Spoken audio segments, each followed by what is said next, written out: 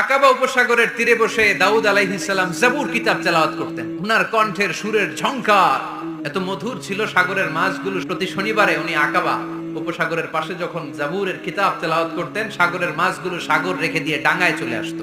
এজন্য আল্লাহ বললেন, খবরদার, শনিবার এলাকাতে মাছ শিকার করা আমি হারাম ঘোষণা করলাম। এবার দাউদ আলাইহিস সালামের কওমের লোকেরা কৌশল করা আরম্ভ করে দিল। তারা বলল, আল্লাহ বলছে শনিবারে মাছ ধরা হারাম, খবরদার আমরা মাছ ধরবো না, তবে শনিবার আমরা বেড়া দিয়ে রাখবো। তো মাছগুলো যখন তেলাওয়াত করতে আসতো, এরা জাল দিয়ে বেরি দিয়ে রাখতো চারদিকে, শনিবারে ধরতো না, কারণ হারাম।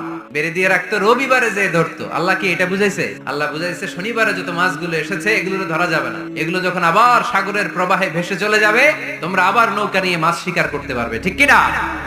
ওরা কৌশল করে জাল দিয়ে রবিবারে যেয়ে ধরতো। আল্লাহ বললেন, আমার সাথে কৌশল করেছিস, তোদের উপর আমার লানত, তোরা অভিশপ্ত বানর হয়ে যা। মুহূর্তে পুরো জাতিটাকে বানরে রূপান্তরিত করে দিল কে?